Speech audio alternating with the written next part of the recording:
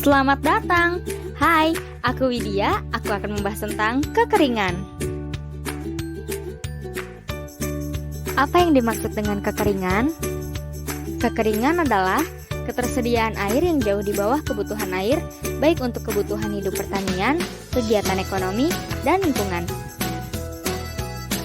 Kekeringan dibagi menjadi dua, yaitu kekeringan alamiah dan kekeringan antropogenik. Kekeringan alamiah meliputi kekeringan meteorologis, kekeringan hidrologis, kekeringan pertanian, dan kekeringan sosial ekonomi.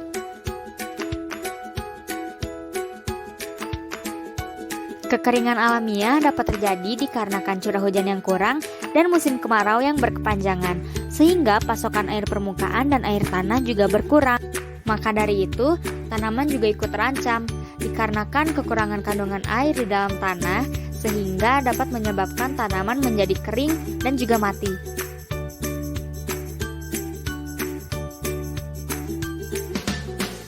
Sedangkan kekeringan antropogenik meliputi kebutuhan air lebih besar dari pasokan yang direncanakan dan kerusakan kawasan tangkapan air, sumber air akibat perbuatan manusia.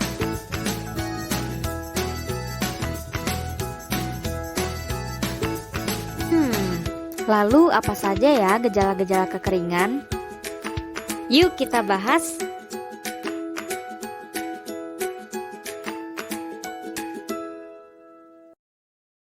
Gejala-gejala kekeringan dapat dengan mudah kita lihat secara fisik.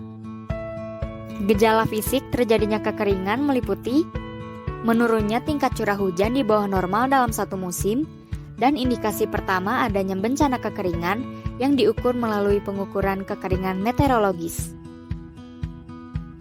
Kemudian, terjadi kekurangan pasokan air permukaan dan air tanah. Kekeringan ini diukur berdasarkan elevasi muka air sungai, waduk, danau, dan air tanah. Dan yang terakhir, kekeringan pada lahan pertanian ditandai dengan adanya kekurangan lengas tanah atau kandungan air di dalam tanah.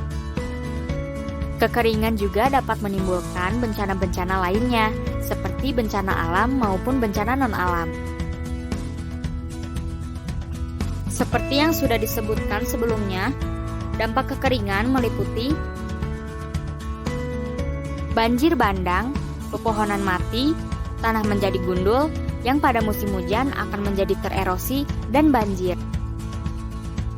Kemudian, dapat terjadi urbanisasi akibat hilangnya bahan pangan karena tanaman pangan dan ternak mati, sehingga petani kehilangan mata pencaharian.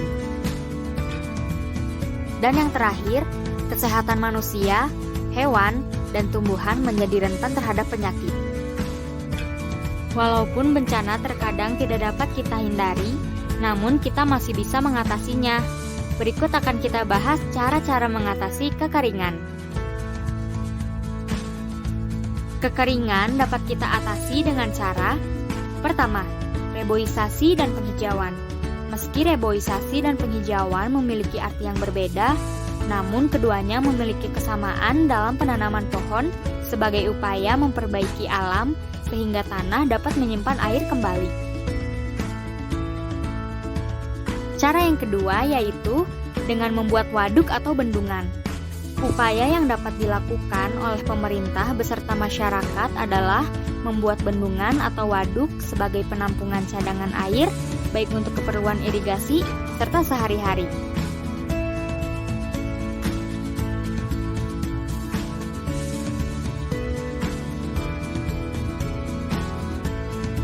Dan yang terakhir adalah menghemat air.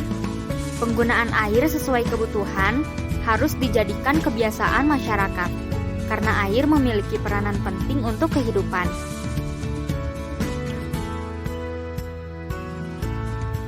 Selain cara-cara mengatasi kekeringan, kali ini kita juga akan membahas tentang mitigasi pengurangan risiko bencana kekeringan. Selain cara-cara mengatasi kekeringan, kali ini kita juga akan membahas tentang mitigasi pengurangan risiko bencana kekeringan. Mitigasi pengurangan risiko bencana kekeringan dapat dilakukan dengan cara: pertama, penyusunan peraturan pemerintah tentang pengaturan sistem pengiriman data iklim dari daerah ke pusat pengolahan data. Kedua, penyusunan perda atau peraturan daerah untuk menetapkan skala prioritas penggunaan air dengan memperhatikan historical right dan asas keadilan. Ketiga, pembentukan Pokja dan posko kekeringan pada tingkat pusat dan daerah. Keempat, penyediaan anggaran khusus untuk pengembangan atau pada daerah-daerah rawan kekeringan. Kelima, memberikan sistem reward dan punishment bagi masyarakat yang melakukan upaya konservasi dan rehabilitasi sumber daya air dan hutan. Selanjutnya, kita akan membahas contoh-contoh kekeringan terparah di dunia.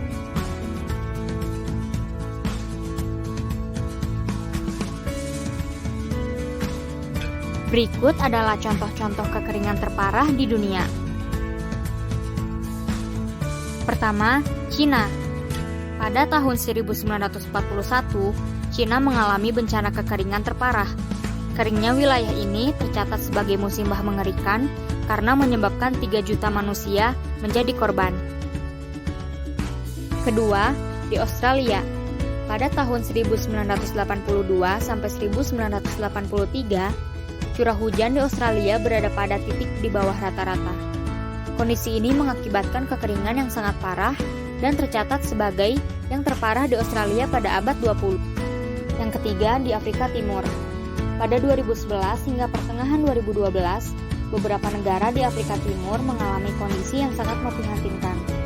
Antara lain penduduk Somalia, Djibouti, Ethiopia, dan Kenya. 10 juta jiwa menderita kekeringan dan mengakibatkan kelaparan, gagal panen, konflik, hingga serangan wabah. Yang keempat, terjadi di India, tepatnya di Chennai, ibu kota negara bagian Tamil Nadu. Diakibatkan hujan yang tak kunjung turun, dan 4 waduk di sana pun nyaris kering kerontang. Dan mengakibatkan 4,6 juta penduduknya jadi korban krisis air ekstrim. Hal ini juga berdampak pada kehidupan sosial warganya. Pada Juni 2019, setidaknya 550 orang ditangkap dikarenakan mengadakan demo di Coimbatore. Curah hujan di Chennai pada saat itu turun hingga 99% pada 1 hingga 19 Juni 2019. Selama itu, curah hujan Chennai hanya berkisar 0,3 mm dan suhu udara mencapai 40 derajat Celcius. Dan yang terakhir terjadi di Indonesia. Ada sekiranya 7 provinsi yang mengalami dampak kekeringan. 7 provinsi tersebut yakni Nusa Tenggara Timur, Jawa Timur, Nusa Tenggara Barat, Jawa Tengah, Daerah Istimewa Yogyakarta, Jawa Barat, dan Bali.